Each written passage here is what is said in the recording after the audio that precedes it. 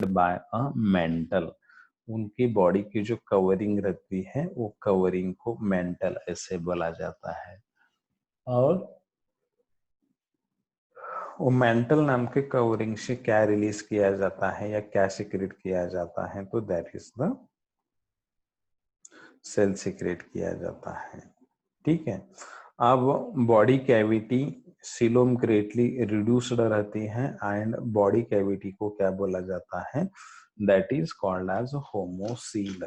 होमोसील बोले तो देखो उनके बॉडी कैविटी के अंदर क्या आ जाता है, तो there is presence of a blood cavity. Blood इसके अंदर कैविटी के अंदर एंटर हो जाता है, इसीलिए उसको क्या बोला जाता है, that is called as haemocoel. अब exchange of gases takes place through the gills. Gills के थ्रू गैसेज एक्सचेंज हो जाते हैं, उसको ही क्या बोला जाता है, that is called as ctenidia. उनके गिल्स को टेनिडिया ऐसे बोला जाता है। Then mollusca, they are blood blue coloured due to presence of copper. Copper और कॉपर के अंदर वो जो केमिकल रहता है दैट इज कॉल्ड एज हीमोसायानिन। उसके अंदर जो पिगमेंट रहता है वो पिगमेंट को हीमोसायानिन ऐसे बोला जाता है। ठीक है। और उसका जो एक्सक्रीशन हो जाता है that excretion is occur through the paired sac like kidney. Paired sac like kidneys रहते हैं उसके अंदर, उसके थ्रू वो एक्सक्रीशन हो जाता है। ठीक है। तो excretion occur through the paired sac like kidneys, these are called as, these kidneys are, they are metanephridia. Nephron नाम के स्ट्रक्चर्स रहते हैं उसके अंदर, उसके थ्रू क्या हो जाता है, एक्सक्रीशन इज टेक्स प्लेस। अब देखो इनके भी सेक्सेस सेपरेट रहते हैं, दैट इज मेल अलग रहता है, फीमेल अलग रहता है, इसीलिए वो यूनिसेक्सुअल रहते हैं और सेपरेट रहते हैं। बट सम आर हर्माफ्रोडाइट, कुछ हर्माफ्रोडाइट रहते हैं। हर्माफ्रोडाइट बोले तो उनके बॉडी के अंदर ये रहता है, बाइसेक्सुअलिटी रहती है। हर्माफ्रोडाइट का मीनिंग क्या है, दोनों sex organ that is testis as well as ovary should be present on the same body. Testis भी एक ही बॉडी के ऊपर प्रेजेंट रहना और ओवरी भी एक ही बॉडी के ऊपर प्रेजेंट रहना, उसको क्या बोला जाता है, that is called as hermaphrodite. और नेक्स्ट कैरेक्टरिस्टिक फीचर आता है दैट इज असेक्सुअल रिप्रोडक्शन, उनके अंदर एब्सेंट रहता है। असेक्सुअल रिप्रोडक्शन उनके बॉडी में एब्सेंट रहता है and the larvae of that Mollusca, larvae of that mollusca develop through the veliger glochidium and trochophore stages, उसके स्टेजेस रहते हैं। इनडायरेक्ट डेवलपमेंट रहने की वजह से उस स्टेजेस के थ्रू क्या किया जाता है, डिवाइड किया जाता है। Then what about the classification of Mollusca.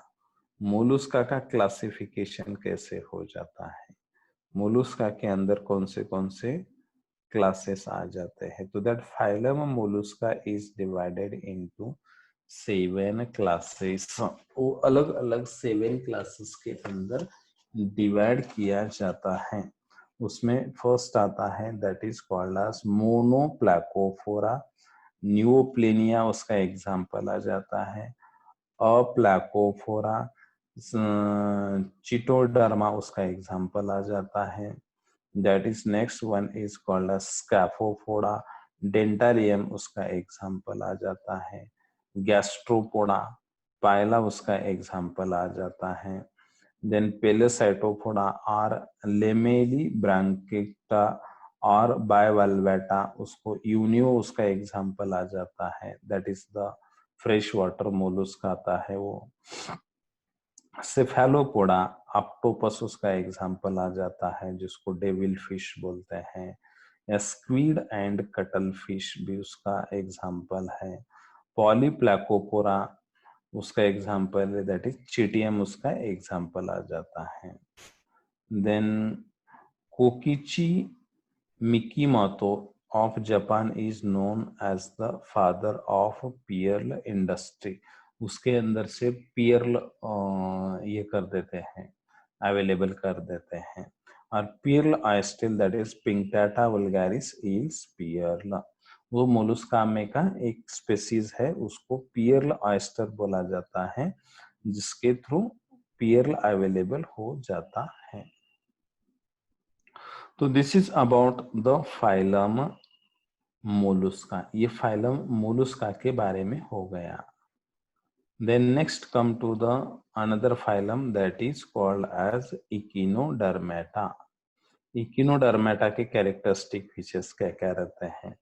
तो Echinodermata के अंदर जो बॉडी रहती है that is nothing but the spiny skinned body रहती है।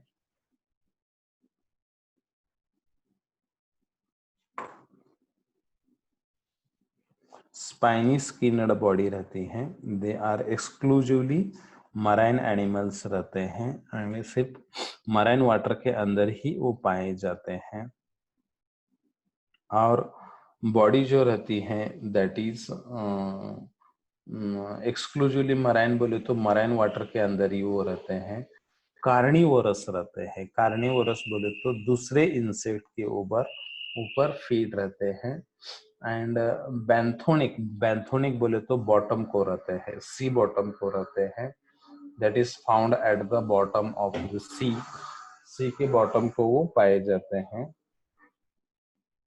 और उनकी बॉडी का जो शेप रहता है that is called as cylindrical shape रहता है, ग्लोबुलर स्टार लाइक, देखो स्टारफिश इसके अंदर आ जाता है, या कुकुम्बर लाइक बॉडी उसके अंदर प्रेजेंट रहती है। एंड सेफेलाइजेशन और हेड फॉर्मेशन इज एब्सेंट, उनके बॉडी के अंदर हेड प्रेजेंट नहीं रहता है।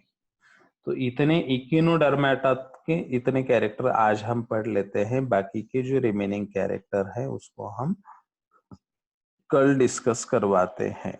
अभी यहाँ तक phylum Annelida, phylum arthropoda, phylum Mollusca, यहाँ तक अगर आपको कुछ डिफिकल्टी है तो आप पूछ सकते हैं। Is anybody having difficulties?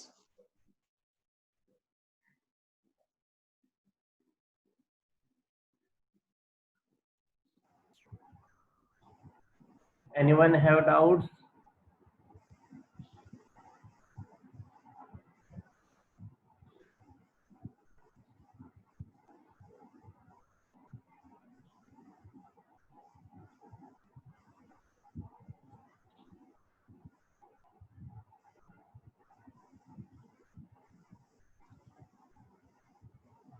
चलो पूछो, कुछ डाउट है तो।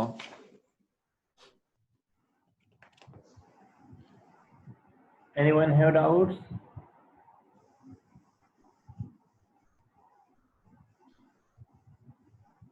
प्रथम आपको डाउट था?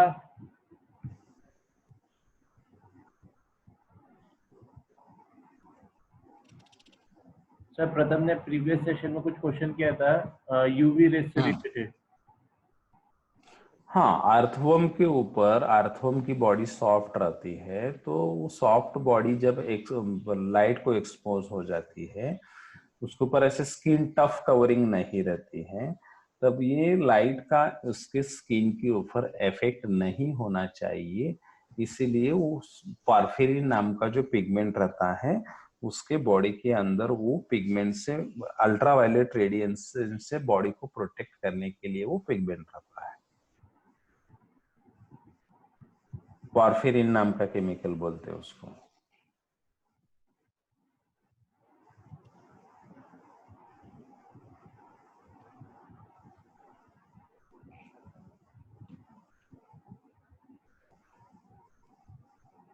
और Any other student have doubts?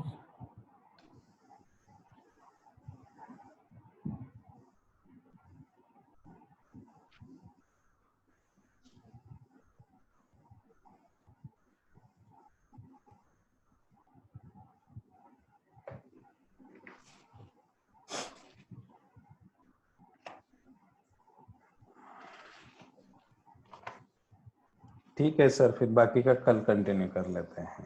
Sir pigment. Warfarin नाम का पिगमेंट रहता है।